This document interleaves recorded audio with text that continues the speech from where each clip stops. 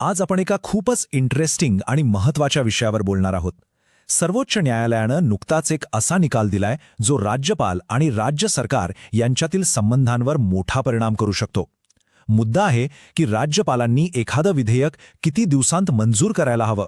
चला हा सगळा गुंता सोप्या भाषेत समजून घेऊया.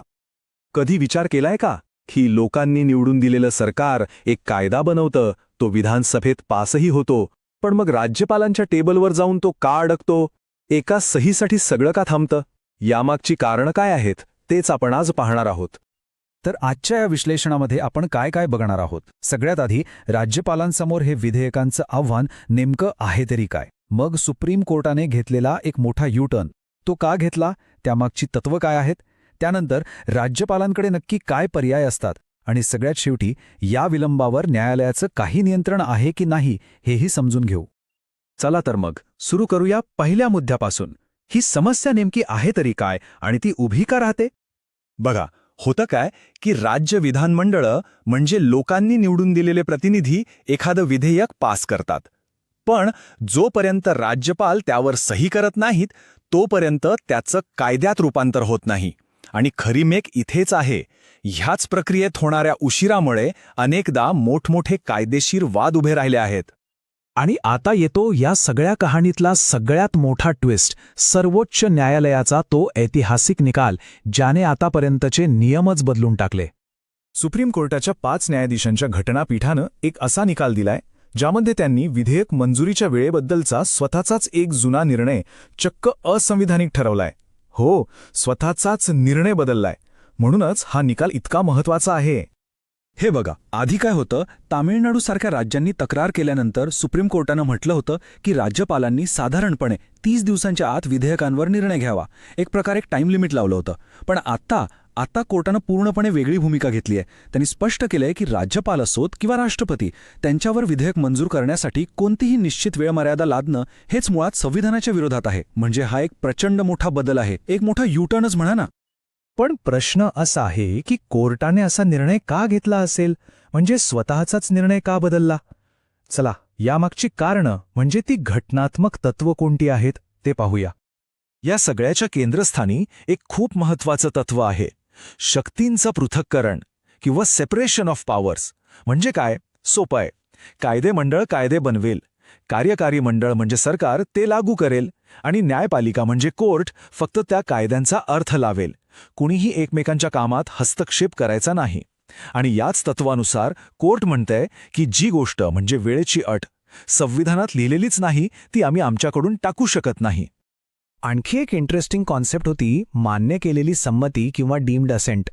म्हणजे असं युक्तिवाद केला जात होता की जर राज्यपालांनी एका ठराविक वेळेत काहीच निर्णय घेतला नाही तर ते बिल आपोआप पास झालं असं समजावं. पण सुप्रीम कोर्टाने ही कल्पनासुद्धा फेटाळून लावली आहे. त्यांचं म्हणणं आहे की याला कोणताही घटनात्मक आधार नाही.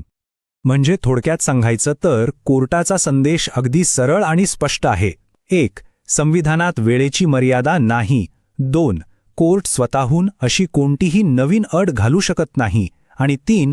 लोकशाहीचे 3ही स्तंभ म्हणजे न्यायपालिका, कार्यकारी मंडळ आणि कायदेमंडळ यांनी आपापल्या मर्यादेतच काम करावं. ठीक आहे, मग जर वेळेचं बंधनच नसेल तर मग राज्यपालांकडे नक्की काय पर्याय उरतात, ते काय करू शकतात? याच प्रश्नाचं उत्तर आपल्याला मिळतं संविधानाच्या अनुच्छेद 200 मध्ये. आणि हे जाणून घेणं खूप महत्त्वाचं आहे बरं का. कारण राज्यपालांपुढे फक्त हो किंवा नाही म्हणण्याचा पर्याय नसतो. आपल्या संविधानानं त्यांना 4 वेगवेगळे पर्याय दिले आहेत. पहिला पर्याय अगदी सरळ आहे, विधेयकाला संमती द्यायची आणि त्याचं कायद्यात रूपांतर होतं. दुसरा पर्याय संमती रोखून ठेवायची, म्हणजे ते विधेयक तिथेच संपतं, कायदा बनत नाही. तिसरा पर्याय आहे पुनर्विचारासाठी परत पाठवणं, म्हणजे काही बदलांसाठी ते परत विधानमंडळाकडे पाठवू शकतात. अर्थात हे मनी बिलच्या बाबतीत करता येत नाही. आणि चौथा महत्त्वाचा पर्याय म्हणजे राष्ट्रपतींच्या विचारार्थ राखून ठेवणं. पण आता सगळ्यात मोठा प्रश्न, जर टाईम लिमिटच नाही तर मग राज्यपाल कितीही वेळ बिल थांबवून ठेवू शकतात का? यावर काही नियंत्रण आहे की नाही? आणि इथेच या निकालातलं खरा चेक अँड बॅलन्स समोर येतो. सुप्रीम कोर्टाने एक गोष्ट अगदी निक्षून सांगितली आहे. जरी कोणतीही वेळ मर्यादा निश्चित केलेली नसली तरी राज्यपाल एखादं विधेयक अनिश्चित काळासाठी रोखून ठेवू शकत नाहीत. हा खूप मोठा आणि महत्त्वाचा मुद्दा आहे. वेळ मर्यादा नाही याचा अर्थ अमर्याद अधिकार नाहीत. आणि मग हे नियंत्रण कसं ठेवणार? तर त्यासाठी सुप्रीम कोर्टानं एक खूप महत्वाचा दरवाजा उघडा ठेवलाय. तो म्हणजे न्यायिक पुनरावलोकन किंवा ज्युडिशियल रिव्ह्यू. याचा अर्थ असा की जर राज्यपालांनी केलेला विलंब हा अनावश्यक आहे किंवा त्यामागे काही राजकीय हेतू आहेत असं कोर्टाला वाटलं तर कोर्ट नक्कीच हस्तक्षेप करू शकतं. म्हणजे बघा, सत्ता कोणाचीच अमर्याद नाही. म्हणून या सगळ्याचा सार काय? तर हा निकाल खूपच बॅलन्स्ड आहे. तो एका बाजूला संविधानानं आखून दिलेल्या मर्यादांचं पालन करतो आणि दुसऱ्या बाजूला सत्तेचा गैरवापर होऊ नये यासाठी एक प्रकारे न्यायालयाच्या नियंत्रणाचा मार्गही खुला ठेवतो. पण जाता जाता एक प्रश्न मागे उरतोच. या निकालामुळे खरंच सत्तेचं संतुलन साधलं जाईल का? की यातून राज्य सरकार आणि राज्यपाल यांच्यातला संघर्ष आणखी वाढेल? यावर विचार करायला नक्कीच हवा.